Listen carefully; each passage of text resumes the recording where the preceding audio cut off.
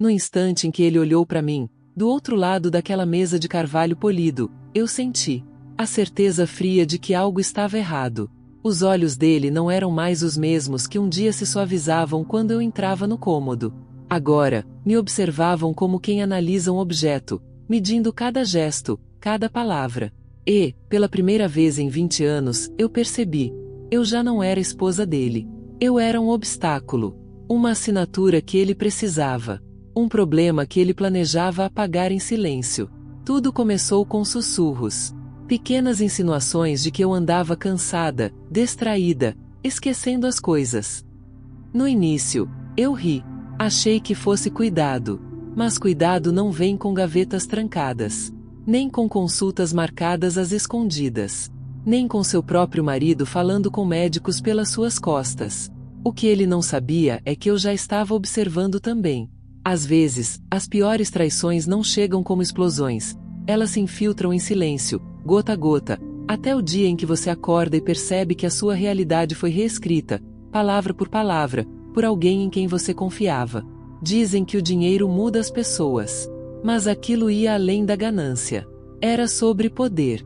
Ele queria me apagar da casa, das contas, do futuro. E quase conseguiu. Quase. Você já sentiu o que é alguém dizer que sua própria mente não é confiável? Já viu pessoas te olhando com pena, como se cada palavra sua fosse vidro prestes a se quebrar? Eu senti isso. E por um tempo, até eu comecei a duvidar de mim mesma. A casa ficou mais silenciosa. O ar, mais pesado. Cada pergunta minha era respondida com condescendência. Não se estresse, querida. Você está imaginando coisas de novo.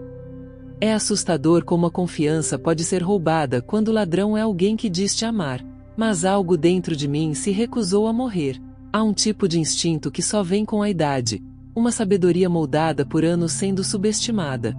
Então comecei a anotar tudo. Cada data. Cada frase. Cada ligação feita enquanto ele pensava que eu dormia. E então veio a noite em que encontrei o documento. Meu nome, minha data de nascimento e, em letras grandes, a expressão incompetência mental. Minhas mãos tremiam tanto que mal consegui segurar o papel. Por um momento, o mundo girou, como se até o chão tivesse me traído. Ele já tinha assinado. Faltava apenas um laudo médico.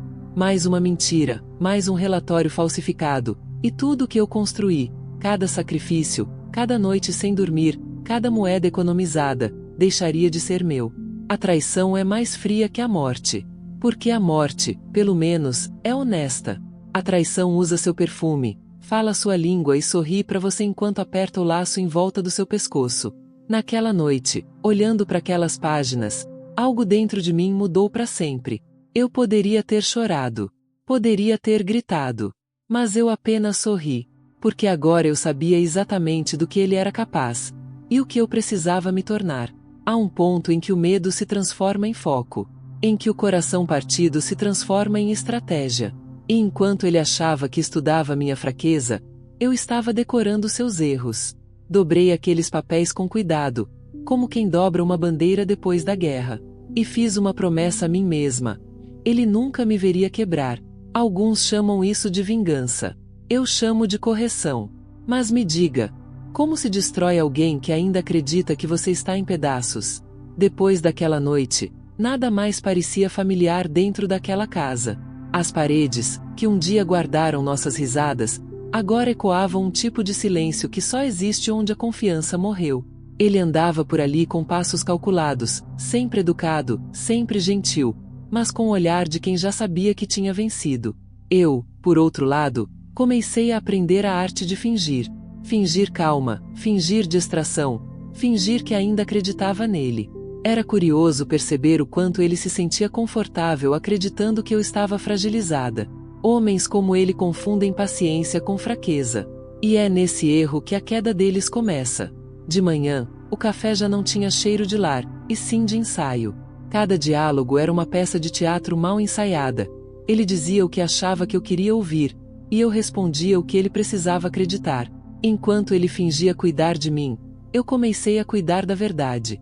Passei a observar o relógio, as mensagens, as expressões, o modo como ele evitava contato visual sempre que eu mencionava dinheiro. Ele subestimava a memória de uma mulher que viveu o suficiente para saber que o amor não desaparece da noite pro dia. Ele apodrece, devagar, de dentro para fora. Houve um dia, no entanto, em que quase cedi. Quase acreditei que eu realmente estava perdendo a razão. É estranho como, quando todos duvidam de você, até sua própria voz parece se tornar suspeita. Foi nesse ponto que percebi o quanto o perigo real não era ele. Era o que ele queria que eu acreditasse sobre mim. O verdadeiro golpe não era contra o meu dinheiro, mas contra a minha lucidez. Então, decidi inverter o jogo. Passei a anotar tudo o que ele dizia, mas de forma disfarçada. As pessoas esquecem que o silêncio é uma das armas mais poderosas de quem foi subestimado. Enquanto ele falava, eu registrava. Enquanto ele tramava, eu preparava. Enquanto ele dormia, eu lia cada documento escondido, cada detalhe do plano que ele achava perfeito demais para ser descoberto. Foi nesse processo que algo em mim se reacendeu. A mulher que ele tentou apagar começou a despertar. E quanto mais eu via a extensão da mentira, mais eu entendia que aquilo não era só sobre mim. Era sobre todas as vezes que mulheres como eu foram tratadas como emocionais demais, inseguras, instáveis, apenas porque ousaram desconfiar. Era sobre o olhar paternalista que tenta calar, o tom doce que manipula, e a confiança usada como arma. Eu me via diante de um espelho rachado. De um lado, a mulher que ele queria convencer de que estava louca. Do outro, a mulher que ele jamais imaginou enfrentar. E nesse reflexo distorcido, comecei a encontrar força. Foi aí que entendi por que tantas pessoas ficam, não por medo, mas por esperança de que o outro volte a ser quem foi um dia. Mas há momentos em que a esperança precisa morrer para que a verdade possa nascer. Foi nesse ponto que senti vontade de deixar um sinal. Um gesto pequeno, quase invisível, mas simbólico. É por isso que tantas pessoas escolhem permanecer aqui, acompanhando cada revelação. Porque reconhecem nesse tipo de história um pedaço de si mesmas, de suas próprias batalhas silenciosas. E, enquanto ele dormia tranquilo, acreditando que seu plano estava salvo, eu guardava dentro de mim algo muito mais poderoso do que medo. Eu guardava o conhecimento. E conhecimento, quando nasce do sofrimento, se transforma em munição. Mas o que ele não sabia, o que ninguém imaginava, é que a verdadeira virada ainda estava por vir. E quando ela chegasse, não seria barulhenta. Seria precisa. E irreversível. As horas começaram a se arrastar de um jeito estranho. Cada minuto dentro daquela casa parecia carregado demais. Como se o ar em volta de mim fosse feito de vidro prestes a estilhaçar. Eu observava em silêncio, tentando decifrar a rotina que antes me parecia tão familiar. Agora, cada gesto simples, o modo como ele ajeitava os papéis, como fechava o laptop devagar demais, como olhava para o relógio antes de responder, tudo soava ensaiado. Era como assistir a uma peça de teatro cujo roteiro eu não tinha lido, mas já sabia o desfecho. As noites eram as piores. Eu deitava ao lado dele, sentindo o mesmo colchão, mas dormindo em um abismo completamente diferente. Ele respirava fundo, calmo, como quem não tem consciência do que carrega nas mãos. Já eu, ficava acordada, ouvindo o som dos meus próprios pensamentos. Era como se uma parte de mim gritasse para fugir, enquanto outra, mais antiga, me dizia para esperar, porque eu precisava da hora certa. Foi numa dessas madrugadas que percebi o quanto medo tem cheiro. É o mesmo cheiro de papel velho, de poeira acumulada em pastas, de tinta fresca em documentos que não deveriam existir. Um medo que gruda na pele e não sai nem com o banho. Eu o senti quando encontrei o segundo envelope, aquele que ele havia deixado sobre a mesa, esquecido, talvez por excesso de confiança. Dentro, uma cópia do testamento. O dele, e o meu. Só que o meu não era o meu. Era uma versão reescrita, adulterada, assinada por mãos que não eram minhas. A partir dali, cada conversa se transformou em um campo minado. Eu sorria, ele sorria. Eu perguntava algo, ele respondia rápido demais. Às vezes, colocava a mão sobre a minha, e eu tinha vontade de arrancar a pele fora. A mentira, quando se instala, faz até o toque do outro doer. Durante o dia, comecei a perceber o quanto as pessoas acreditam facilmente no que querem acreditar. Ele andava dizendo que eu andava confusa, abalada, e eu via os olhares disfarçados. As secretárias falavam baixo quando eu passava. O jardineiro já não me cumprimentava com o mesmo respeito. Era como se uma sombra invisível estivesse sendo desenhada sobre mim, lentamente. E quanto mais eu tentava provar que estava bem, mais duvidavam. Foi então que eu compreendi. Ele não queria apenas o meu dinheiro. Queria o meu colapso. Porque, para alguém como ele, destruir uma mulher por dentro é a forma mais elegante de roubar tudo que ela tem por fora. Mas ele subestimou o que o tempo faz com a dor. O que para ele era manipulação, para mim virou aprendizado. Comecei a ver cada detalhe como uma pista. O modo como o telefone tocava e ele saía da sala. O olhar que lançava quando eu pegava minha bolsa. A forma como evitava falar sobre o banco. Tudo era pista. Tudo era confissão disfarçada. Às vezes, eu me pegava olhando pela janela, lembrando de como era simples quando bastava confiar. O sol batia no vidro, e eu me perguntava: quantas mulheres já viveram essa mesma história, em silêncio, engolindo o próprio medo para preservar uma dignidade que o outro não merecia? A resposta doía, mas também me fortalecia.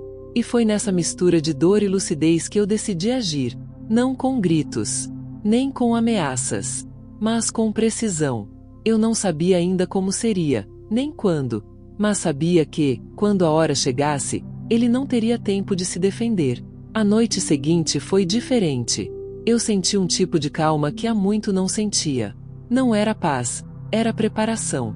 E quando ele me deu boa noite, sem imaginar o que eu já sabia, eu respondi com um sorriso. O mesmo sorriso que ele veria pela última vez antes de tudo mudar. Há quem diga que o silêncio é o refúgio dos fracos. Mas eles não entendem. O silêncio é a respiração da vingança antes do primeiro passo. Na manhã seguinte, o sol entrou pela janela com uma calma quase insultante. A casa parecia igual, o mesmo cheiro de café, o mesmo som distante do rádio, mas dentro de mim algo já havia se partido de um jeito que não voltaria a ser inteiro. Ele ainda sorria, ainda me chamava pelo apelido de sempre, ainda fingia se importar, mas era um ator ruim num palco que eu mesma tinha construído. E, pela primeira vez, eu vi o quanto ele dependia do meu papel na peça. Enquanto observava se arrumar para o trabalho, percebi que o medo dele era maior que o meu. Ele precisava que eu acreditasse na versão dele. Precisava da minha rendição, do meu cansaço, do meu colapso. Sem isso, o plano não tinha força. Era como um castelo feito de cartas, sustentado pelo meu silêncio. E foi aí que decidi mudar o roteiro. Aos poucos, comecei a introduzir falhas na rotina. Perguntas inocentes em horas erradas. Pequenos esquecimentos de propósito. Um olhar mais firme quando ele esperava submissão. E cada reação dele era um espelho que me mostrava a verdade. Ele se irritava, suava, tremia. Não pela culpa, mas pelo medo de perder o controle. Nessas horas, eu respirava fundo e deixava o olhar descansar nele, sem dizer nada. É impressionante o poder de um silêncio bem colocado. Um silêncio pode desmontar um mentiroso mais rápido do que qualquer grito. Foi ali que percebi o quanto o poder muda de lugar quando a gente para de reagir e começa a observar. Eu costumava pensar que o amor era feito de entrega. Hoje sei que o amor verdadeiro também exige presença. Estar desperta, lúcida, inteira. Foi isso que ele não previu, que eu, a mulher que ele tentou declarar incapaz, seria justamente a que o desmascararia com mais precisão do que qualquer advogado. À noite, eu me sentava na varanda, ouvindo o barulho distante dos carros, e pensava em quantas vezes aceitei menos do que merecia em nome da paz. Quantas vezes confundi silêncio com perdão. Talvez seja por isso que tantos, ao ouvirem histórias como a minha, sintam o impulso de apoiar essa jornada, deixando um sinal silencioso de que a mensagem os tocou. Porque, no fundo, todos nós já fomos subestimados alguma vez. E enquanto ele acreditava que me tinha sob controle, eu já estava reconstruindo meu próprio terreno. Revi contratos, falei com pessoas de confiança, e aprendi mais sobre as leis do que jamais imaginei. Cada palavra dele era agora uma prova. Cada gesto, uma peça que eu movia no tabuleiro. Mas o mais surpreendente foi descobrir que, quanto mais eu me fortalecia, menos raiva eu sentia. O ódio perdeu espaço para algo diferente. Uma clareza quase serena. Eu já não queria apenas justiça. Eu queria encerramento.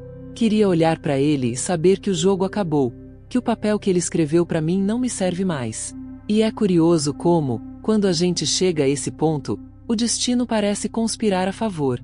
Uma ligação, um deslize, uma conversa ouvida pela metade. E, de repente, o fio da verdade começa a se desenrolar sozinho. Ele ainda não sabia, mas a máscara dele já tinha começado a rachar. Eu só precisava esperar o momento certo para que todos vissem. A vingança, quando nasce da injustiça, tem um tempo próprio. Ela amadurece no silêncio, cresce na dor e floresce no instante exato em que o culpado acredita estar seguro. E quando esse instante chegar, e ele vai chegar, não haverá mais disfarces, desculpas ou versões possíveis. Só o peso do que ele mesmo plantou, retornando como uma sombra que ele jurava nunca enfrentar. Com o passar dos dias, algo dentro de mim começou a mudar de forma silenciosa, quase imperceptível. O medo, que antes me paralisava, foi se transformando em observação. E da observação, nasceu uma espécie de poder calmo. O tipo de força que não precisa ser dita, apenas sentida. Eu andava pela casa em passos leves, mas firmes. Cada objeto, cada gaveta, cada canto parecia sussurrar segredos que antes eu não estava pronta para ouvir. Lembro do dia em que encontrei o gravador. Pequeno, discreto, escondido atrás de uma moldura. Ele provavelmente o deixará ali para me testar. Ou para criar provas falsas da instabilidade que dizia que eu tinha. Mas, ironicamente, foi ali que encontrei a primeira chave. A primeira peça concreta que poderia virar o jogo. Ouvir minha própria voz naquele aparelho foi um choque. Eu falava sozinha, sim, mas não como uma pessoa desequilibrada. Era desabafo. Era cansaço. Era solidão. E, ainda assim, ele pretendia usar aquilo como munição. Havia algo cruel em perceber que alguém que um dia disse te amar se dedicou tanto a planejar sua destruição. Mas também havia algo libertador. Porque, naquele instante, entendi que ele não me conhecia de verdade. Nunca conheceu. Ele confundiu gentileza com fraqueza, calma com submissão, amor com ingenuidade. E agora seria vítima da própria ilusão. Comecei a montar meu dossiê em segredo. Cada documento adulterado, cada mensagem suspeita, cada gravação. Organizei tudo em uma pasta preta, como quem prepara uma arma invisível. À noite, enquanto ele dormia, eu revisava cada detalhe à luz do abajur, com o coração batendo no ritmo exato da vingança contida. Havia momentos em que eu me perguntava se valia a pena, se eu realmente queria expor tudo, ou se o simples ato de saber já era o suficiente. Mas bastava lembrar do olhar dele, aquele olhar que misturava pena e controle, para entender que o silêncio não era mais opção. O mais curioso é que, enquanto eu me fortalecia, ele começou a se perder. A confiança excessiva o deixava descuidado. Começou a chegar tarde, a esquecer o que tinha dito, a tropeçar nas próprias mentiras. A máscara dele não caiu de uma vez. Ela foi se desfazendo aos poucos, como tinta escorrendo em um retrato antigo. Em um jantar, percebi que ele me estudava com desconfiança. "Você anda diferente", disse, tentando sorrir. Eu apenas respondi que estava dormindo melhor. E era verdade. Pela primeira vez em meses, eu dormia com a consciência limpa. Porque agora o peso da mentira não estava mais sobre mim. Enquanto ele se confundia com o próprio jogo, eu preparava o palco. Sabia que, quando chegasse o momento certo, não haveria necessidade de gritar, chorar ou acusar. Bastaria mostrar. E o que seria revelado não deixaria espaço para dúvidas. Às vezes, eu olhava para ele e sentia uma mistura estranha de compaixão e desprezo. Compaixão por ver alguém tão obcecado pelo controle, incapaz de perceber que já estava perdendo. Desprezo por saber que o mesmo homem que tentou me declarar incapaz era, na verdade, o mais fraco entre nós dois. Do lado de fora, o mundo seguia igual. Os vizinhos, o jardim, o som das folhas. Mas dentro daquela casa, o equilíbrio havia mudado. Eu tinha as provas. Ele tinha o medo. E, entre nós, o ar estava cada vez mais denso, como se até as paredes esperassem pelo desfecho. Numa dessas noites, vi seu reflexo no vidro enquanto ele me observava à distância. Havia algo diferente em seus olhos. Não era mais a confiança arrogante de antes. Era um lampejo de dúvida, de percepção. Como se, por um segundo, ele tivesse sentido o perigo de estar sendo observado por alguém que ele jurava dominar. Foi nesse instante que percebi que o jogo não estava apenas virando. Ele já tinha virado. E o que viria depois, ele jamais seria capaz de prever. Naquela altura, tudo dentro de mim já era silêncio. Mas não o silêncio do medo. Era o silêncio de quem observa, de quem compreende que o tempo é o maior aliado da verdade. Eu andava pela casa como quem caminha sobre o fio de uma navalha, ciente de que qualquer passo em falso poderia colocar tudo a perder. E, ao mesmo tempo, havia uma estranha paz em saber que o jogo estava prestes a se revelar. Às vezes eu o via sentado à mesa, com a cabeça baixa sobre os papéis, e me perguntava em que momento o amor se transformou em disputa. Como alguém que um dia me olhou com ternura agora me via como um obstáculo a ser eliminado. A traição não está só no ato, está no olhar que muda, no gesto que esfria, na palavra dita com cálculo. É um tipo de morte lenta, e talvez por isso doa mais. Certa tarde, abri o cofre que ele achava que eu não sabia abrir. Lá dentro, havia mais do que dinheiro. Havia fragmentos daquilo que ele chamava de segurança. Documentos escondidos, assinaturas falsificadas, comprovantes de transferências. Era como abrir o coração de um monstro e encontrar nele não maldade, mas desespero. Ele precisava do meu dinheiro, sim, mas mais do que isso, precisava provar a si mesmo que ainda tinha poder. Fechei o cofre sem tirar nada. O verdadeiro poder é saber que você pode destruir alguém, e escolher esperar o momento exato para fazê-lo. À noite, a lua entrava pela janela e riscava o chão do quarto como uma linha dividindo dois mundos, o dele e o meu. De um lado, a ilusão que ele ainda tentava sustentar. Do outro, a verdade que crescia em silêncio. E no meio, eu, caminhando entre luz e sombra, aprendendo a dosar cada respiração para não deixar escapar o que viria a seguir. Foi nesse período que percebi o quanto a solidão pode ser fértil. Ela não é vazia, é um espaço de preparo. Cada dia em que eu permanecia calada, o plano se fortalecia dentro de mim. Eu não precisava mais de provas. Elas estavam em toda parte. O que eu precisava era de precisão. Ele, por outro lado, começou a demonstrar sinais de instabilidade.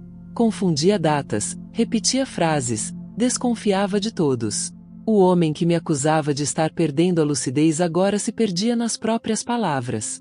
Era como assistir à inversão lenta de um espelho. Ele falava, e cada sílaba denunciava o peso da própria mentira. Uma noite, acordei com o som da chuva batendo forte no telhado. Desci as escadas e o encontrei na sala, com uma garrafa de uísque e os olhos fixos em nada. O abajur lançava uma luz amarelada sobre o rosto dele, e por um instante vi o que ele realmente era. Um homem cansado, corroído pelo próprio veneno. Ele me olhou, tentou sorrir, e disse que estava preocupado comigo. Eu apenas respondi que o entendia perfeitamente. E entendi mesmo. Porque a máscara que ele usava era pesada demais, e agora ele começava a sufocar dentro dela. A cada gesto, a cada palavra, eu via o castelo dele ruir, não com barulho, mas com lentidão. E é nessa lentidão que a vingança se torna mais doce, porque ela não vem de um impulso, vem da certeza. Mas, ao mesmo tempo, havia algo dentro de mim que temia o momento do desfecho. Não por ele, mas por mim. Porque quando a justiça se cumpre, o vazio chega logo depois. É o preço de recuperar o controle, a sensação de que algo se encerra, e com ele uma parte de quem você foi. Ainda assim, eu sabia. O fim se aproximava. E quando ele chegasse, não haveria gritos, nem lágrimas, nem escândalo. Apenas o som seco da verdade, caindo sobre o chão como uma chave girando pela última vez. Depois daquela noite, tudo começou a se mover como um tabuleiro em silêncio. Cada gesto dele era uma tentativa de me medir, de entender até onde eu sabia, até onde podia ir. E eu o deixava acreditar que ainda tinha o controle. Fingir vulnerabilidade é uma arte. E a minha, naquele momento, era perfeita. Eu deixava pequenas brechas, respostas calculadas, pausas que o faziam duvidar de si mesmo. Era como assistir alguém cavar o próprio buraco, e acreditar que está construindo um trono. A tensão entre nós não era mais algo que se podia esconder. As palavras se tornaram afiadas, mesmo as mais simples. O café da manhã era um campo minado de olhares e silêncios. E, ainda assim, eu mantinha calma. Eu precisava que ele acreditasse que ainda estava um passo à frente, quando na verdade já estava muitos atrás. Um dia, ele me chamou para conversar sobre nossos bens. Tentou soar gentil, paternal, quase protetor. Eu ouvi com atenção, fingindo gratidão, enquanto cada frase dele se tornava uma confissão velada. Ele falava demais. Sempre foi assim: os que tentam controlar acabam se traindo pelo excesso. Foi nessa conversa que percebi. O medo dele já não era perder o dinheiro. Era perder a narrativa. Ele queria decidir como a história seria contada, quem seria a vítima e quem seria o vilão. Só que, dessa vez, ele não teria essa escolha. Eu já tinha as provas, o plano e a serenidade. E não existe arma mais poderosa do que uma mulher calma diante de um homem desesperado. As noites seguintes foram longas. Eu me sentava na varanda, com uma xícara de chá, observando o vento balançar as cortinas. E pensava em quantas mulheres, em silêncio, vivem histórias parecidas, testadas, desacreditadas, reduzidas a um diagnóstico conveniente. Às vezes me perguntava se alguém já sentiu esse mesmo nó na garganta, essa mistura de raiva e clareza que transforma a dor em estratégia. Talvez, se você já sentiu isso, entenda o que quero dizer. Ele começou a cometer erros mais graves. Enviou e-mails a pessoas erradas. Misturou datas em documentos. Tentou, em um último gesto de desespero, me intimidar com advogados. Mas, a essa altura, eu já havia cruzado a linha da vulnerabilidade. Eu não reagia mais, eu agia. E toda vez que ele tentava me ferir, era como se me empurrasse ainda mais perto da verdade. O contraste entre nós se tornou evidente. Ele, cada vez mais agitado, agressivo, desequilibrado. Eu, cada vez mais centrada, controlando a narrativa com a paciência de quem conhece o tempo da colheita. E quanto mais o pânico crescia nele, mais o mundo à nossa volta começava a perceber. Os funcionários cochichavam, os amigos se afastavam, até o tom de voz dele mudava em público. A máscara, que ele manteve por tanto tempo, começava a rachar à luz do dia. Lembro do jantar em que tudo quase veio à tona. A mesa posta, a comida servida, o vinho caro. E ele, tentando manter as aparências, sorrindo de um jeito tenso, o copo tremendo levemente na mão. Quando mencionou que eu estava melhorando da cabeça, algo em mim simplesmente acendeu. Olhei firme, sem piscar, e disse apenas: talvez eu nunca tenha estado doente. Talvez o problema sempre tenha sido você. O silêncio que se seguiu foi ensurdecedor. Depois disso, algo mudou definitivamente. Ele passou a me temer. Não disse, mas eu via nos olhos. Era o mesmo olhar que um caçador lança quando percebe que a presa virou a mira. E não há nada mais poderoso do que esse momento. Cada ação tem sua reação. Cada mentira, seu retorno. E o tempo, esse juiz invisível, começou a agir por mim. E embora eu ainda não tivesse mostrado tudo o que sabia, o destino já estava se encarregando de preparar o palco. Um palco do qual ele jamais sairia ileso. Talvez, se você estivesse ali comigo, teria sentido o mesmo frio na espinha que senti naquela noite. A certeza de que algo grande estava prestes a acontecer. E, no fundo, que ninguém, por mais inteligente que seja, pode escapar da verdade para sempre. A casa começou a respirar de outro jeito, mais devagar quando eu passava, mais tensa quando ele entrava. Eu percebia as pequenas mudanças no ambiente como sinais no mapa. A cadeira que ele arrastava com menos cuidado, o lenço deixado sobre o braço do sofá, o eco das palavras dele que não encontravam resposta. Tudo se tornou material para o meu plano. Cada descuido dele era uma oportunidade. Cada tentativa de controle, uma nova peça a ser virada ao meu favor. Eu me movia com intenção. Às vezes servia o café exatamente na hora em que sabia que ele revisaria contas. Outras vezes deixava um documento à mostra na escrivaninha, como quem esquecera, quando na verdade eu queria que ele percebesse minha atenção. Era uma coreografia silenciosa. Eu não buscava confronto. Buscava evidência.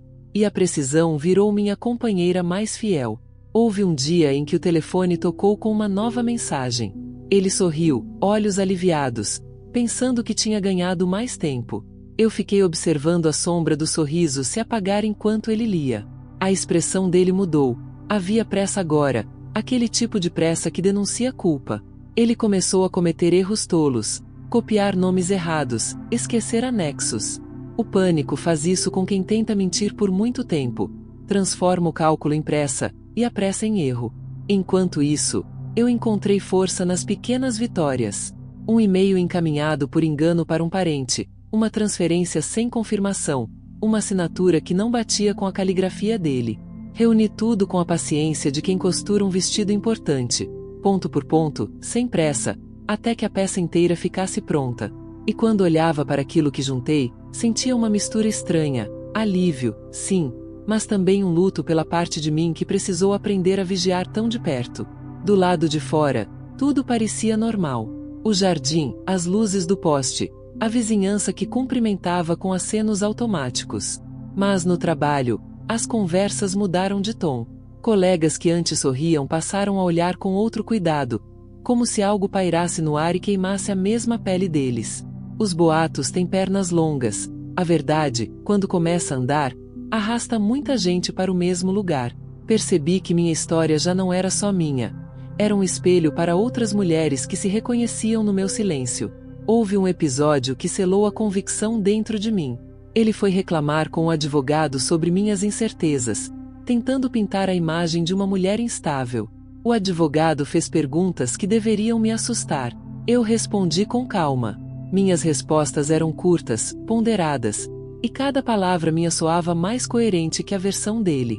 Vi o advogado anotar, hesitar, e pela primeira vez senti que o pêndulo deste jogo oscilava para o meu lado.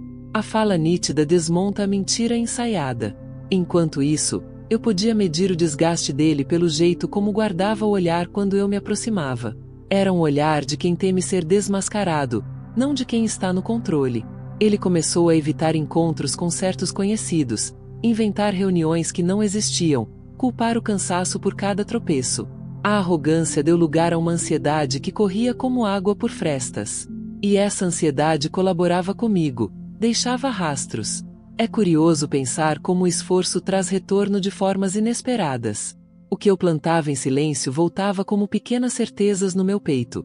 A sensação de ter redes montadas, de não depender apenas da minha memória, mas de ter provas que falavam por mim. A cada novo documento, a cada gravação revisada, eu sentia menos fragilidade e mais método. Um teste depois do outro, e o resultado era sempre o mesmo.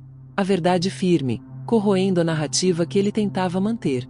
Sei que tudo isto soa como tática, e em parte é, mas também é aprendizado. Aprendi que resistência não precisa ser barulhenta. Pode ser detalhista, paciente, estratégica. Aprendi que, quando você junta fatos, a mentira perde a força de convencer. E aprendi, mais dolorosamente, que a confiança pode ser recuperada em pequenos passos, mas a ferida demora a cicatrizar. Agora penso em quem assiste a essa história. Se já passou por algo parecido, talvez reconheça o frio de saber que precisa agir sem ser vista. Se tiver um conselho, deixo na linha tênue entre o que foi e o que virá, porque eu ainda não terminei. O palco está quase pronto. E quando as cortinas abrirem, a reação será medida, precisa, do jeito que a verdade merece. O tempo começou a se arrastar de um jeito diferente. Cada dia parecia uma corda esticada demais, prestes a se romper, e eu caminhava sobre ela com o equilíbrio de quem não podia errar. A tensão não vinha apenas do medo de ser descoberta, mas da consciência de que tudo estava se movendo, mesmo no silêncio. Era como observar uma tempestade se formando ao longe. Você sente o ar mudar antes que o primeiro trovão apareça. Ele já não dormia direito. As olheiras denunciavam um cansaço que tentava esconder. Começou a se isolar, a trabalhar no escritório até tarde, e o som das portas batendo pela casa se tornou parte da minha rotina. Eu não o provocava. Não havia necessidade. O próprio peso da mentira fazia o trabalho por mim. Nessas noites longas, eu refletia sobre o caminho que tinha me trazido até ali. Nunca imaginei que a justiça pudesse ter um ritmo tão lento e silencioso. Sempre pensei que o certo triunfava com barulho, com aplausos, mas descobri que às vezes a vitória vem disfarçada de paciência. É preciso assistir o inimigo se dissolver por dentro, e isso exige tempo. O tipo de tempo que só quem foi subestimada consegue esperar. Certa tarde, encontrei um envelope sobre a mesa. Era um documento que ele havia esquecido de guardar. Uma cópia de uma procuração. Meu nome estava lá, falsificado. Aquilo me atingiu com a frieza de uma lâmina. Não era mais apenas uma tentativa de manipulação. Era crime. E, ainda assim, não senti ódio. Senti confirmação. A certeza de que o plano dele nunca foi sobre amor, mas sobre controle. Guardei o papel com cuidado, como quem segura uma prova sagrada. Percebi que o destino não entrega as verdades de uma vez. Ele as distribui em doses, testando se estamos prontos para ver. E eu estava. Pela primeira vez, sentia que não precisava correr. A pressa é filha do medo, e o medo já não morava em mim. Enquanto isso, ele tentava reconstruir sua imagem diante dos outros. Dizia que eu andava distraída, que precisava de acompanhamento, que estava frágil. E o mundo, como sempre, acreditava primeiro na voz mais alta. Mas não por muito tempo. Porque quando a verdade amadurece, ela cria rachaduras em toda mentira que a cobre. E eu vi essas rachaduras começarem a se abrir, discretas, mas visíveis.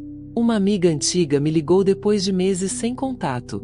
Disse que havia ouvido boatos estranhos, que algo não batia. Perguntou se eu estava bem. Por um momento, pensei em negar tudo, em manter o segredo intacto. Mas minha voz saiu diferente, firme, quase serena. Estou melhor do que nunca. Só observando. Do outro lado da linha, houve um silêncio respeitoso. Ela entendeu. Os dias seguintes foram marcados por pequenas reviravoltas. Um funcionário dele pediu demissão sem explicação. Um investidor cancelou uma reunião importante. As pontas soltas começaram a se mostrar, e eu percebi que não era apenas eu que via. O universo também se movia, realinhando o que foi distorcido. E no meio disso tudo, comecei a me enxergar de outro jeito. Não mais como a vítima, nem como a mulher traída pela ganância. Eu era agora a observadora do próprio renascimento. Cada prova guardada, cada palavra contida, cada olhar frio que não devolvi. Tudo isso se tornava parte de uma transformação silenciosa. Eu não queria apenas provar que estava certa. Queria mostrar, sem dizer, que nada destrói quem aprende a enxergar na escuridão. Ainda havia incerteza. Sim, eu não sabia como ou quando expor tudo. Mas já não importava tanto o desfecho, e sim o caminho até ele. Porque, às vezes, o poder não está em vencer, mas em permanecer inteira enquanto o outro se desmancha. E quando olhei para ele, naquela manhã em que o sol parecia hesitar entre nascer e se esconder, entendi que era isso que acontecia. O fim se aproximava, mas ainda não era hora de revelá-lo. A história estava no auge da tensão, e o silêncio, agora, era minha arma mais letal. A verdade começou a se mover como um rio subterrâneo, invisível à superfície, mas cada vez mais forte sob a terra. Eu sentia o solo vibrar sob meus pés, como se algo estivesse prestes a emergir. O equilíbrio entre nós se invertia em silêncio, e cada gesto dele agora parecia um disfarce mal costurado. Ele ainda tentava sorrir nas aparências, mas o olhar já denunciava um medo que só quem está prestes a cair conhece. Havia manhãs em que o via do outro lado da mesa, a xícara trêmula nas mãos, e eu percebia o quanto controle que ele acreditava ter se dissolvia aos poucos. Era quase poético ver como o poder muda de lugar, sem gritos, sem confronto. Apenas o tempo, a verdade e a calma trabalhando juntos. Eu aprendi a respeitar esse processo, a aceitar que a justiça, às vezes, se faz devagar, como a luz que entra pelas frestas antes de inundar a sala. Mas, no fundo, havia uma parte de mim que ainda vacilava. Porque não era só sobre vencer. Era sobre o que restaria de mim depois que tudo acabasse. A raiva já não me movia. O medo, menos ainda.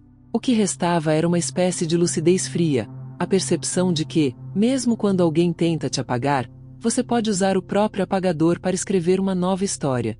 Numa tarde chuvosa, ele entrou no quarto apressado, com os papéis na mão, tentando parecer no controle. Falava alto, atropelando as palavras, como quem precisa se convencer da própria mentira. Disse que as coisas estavam resolvidas, que ninguém acreditaria em mim. Eu apenas o observei. As gotas da chuva batiam na janela, desenhando caminhos tortos pelo vidro, e naquele som repetitivo eu percebi algo simples. Ele não me via mais.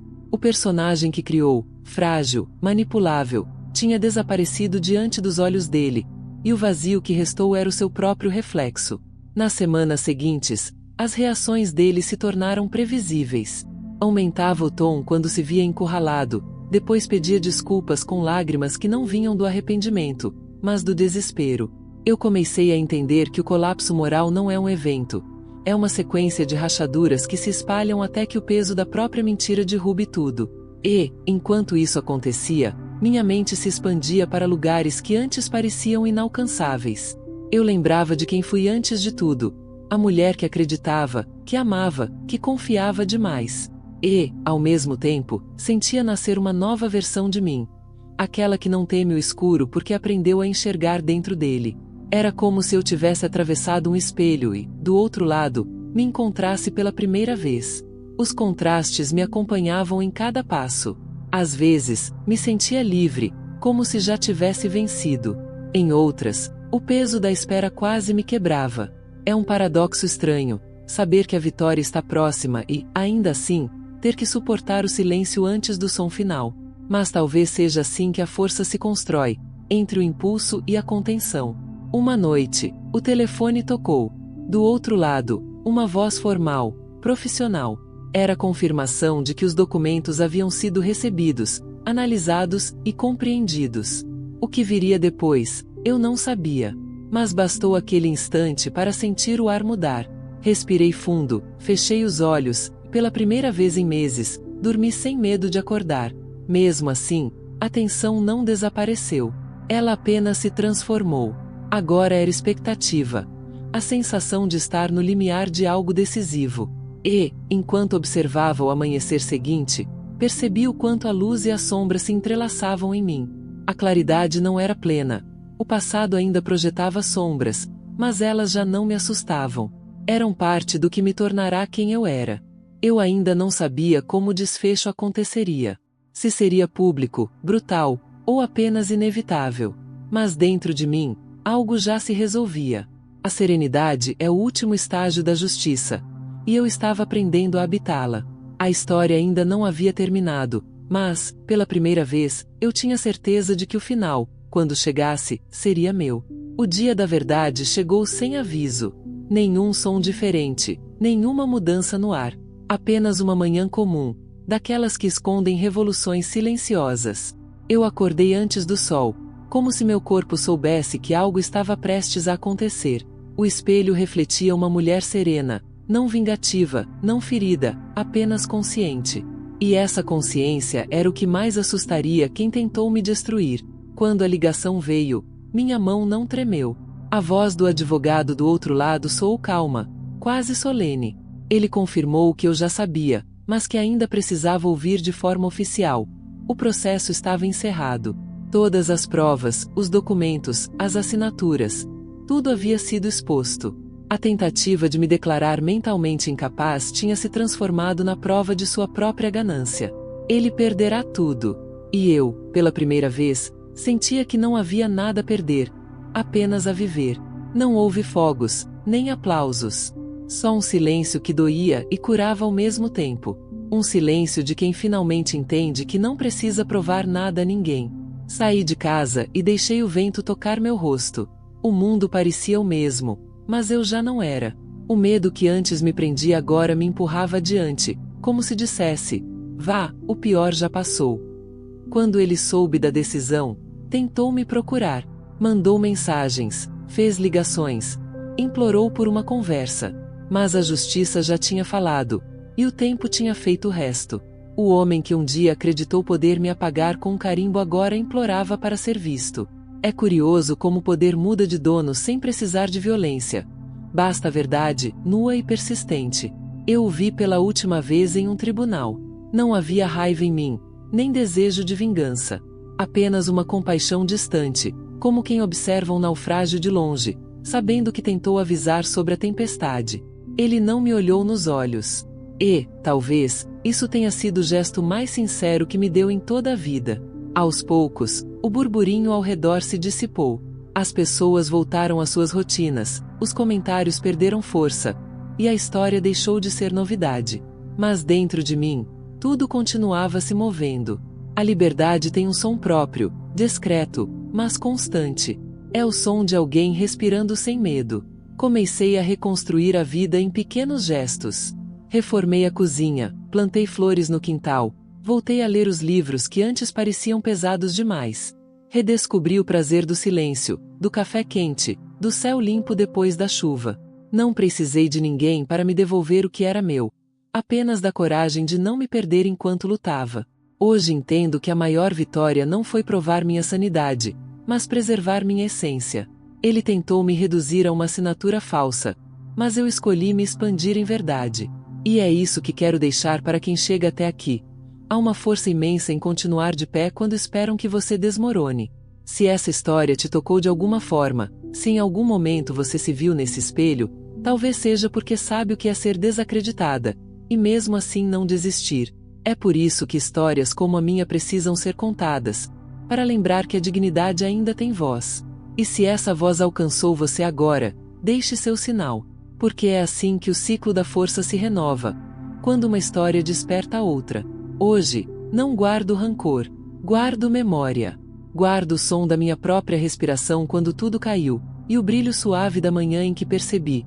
Ele tentou me calar, mas me ensinou a falar com mais verdade. Tentou me anular, mas acabou me revelando. E o que ele tentou roubar, minha lucidez, minha paz, meu nome, se transformou em algo que ele jamais poderá possuir, minha liberdade. E talvez seja isso que eu mais queria dizer a quem me escuta agora. Que o fim não é castigo, é libertação. Que o recomeço não é um prêmio, é um direito. E que, no fim das contas, a vida sempre devolve o que foi tirado, não no mesmo formato, mas na medida exata da coragem que tivemos para continuar. Então fique, sinta, e lembre-se, quem tentou me apagar apenas iluminou o caminho de quem virá depois.